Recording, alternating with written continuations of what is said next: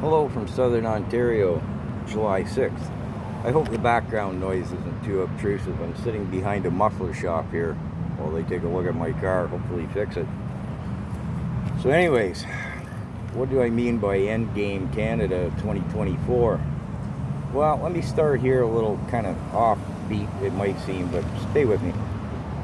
King Charles. Now, he's a young global leaders graduate from way back when. WEF minion, he addresses at Davos annually, you know.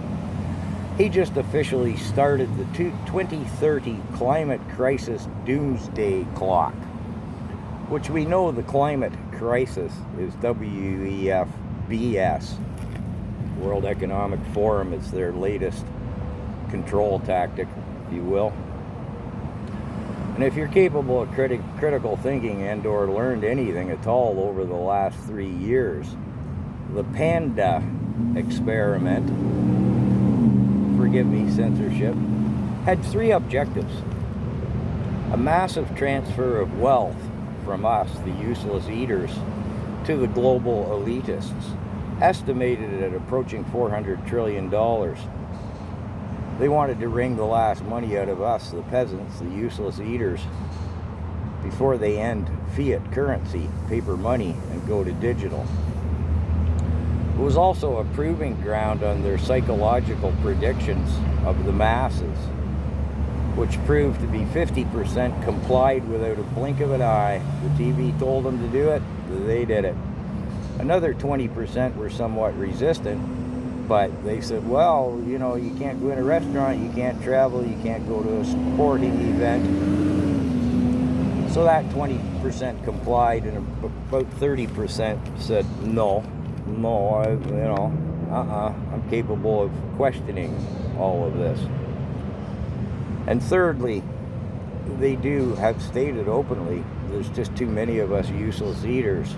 So, you know, people, suddenly, unexpectedly, and unknown causes.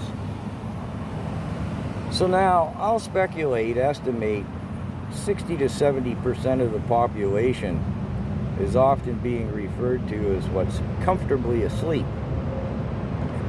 These people could be further subcategorized as dumb as a turnip, cowards unwilling to face reality, or simply so indoctrinated, so trained as to be completely and utterly incapable of free thinking, critical thinking, whatever you want to call it, simply a clear and true perception of reality.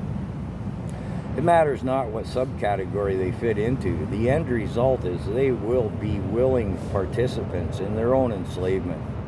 15-minute cities, digital currency, digital ID, the list goes on. Which brings me then back to the title, Canada Endgame 2024.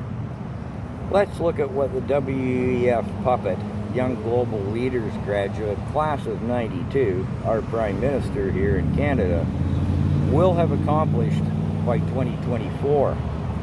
Bill C-11 and 18. No social media, no news, no free speech. Don't forget, the Online Speech Act is pending in conjunction with this.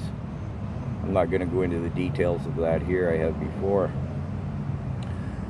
The Canadian government has signed your and my bodily sovereignty to the WHO.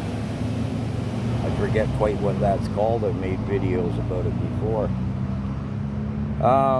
It's been stated openly and clearly. You can go to canada.ca, the 15-minute cities, the digital currency, digital ID, all by the end of 2024, no later.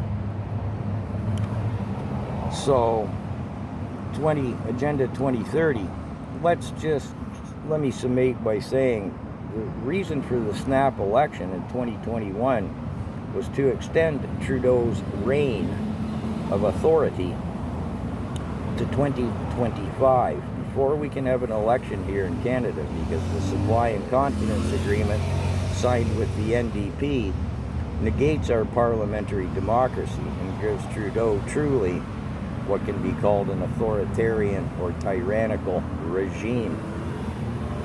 He gets what he wants. It just takes a little while to go through the Senate and get royal assent. You know, we're not a parliamentary democracy since the signing of that. So at this point, those who are comfortably asleep, there's no point in trying to wake them up anymore. I've been trying to do that for 3 years here on this channel. To what end, who knows? But it's time to buckle up, people. It really is.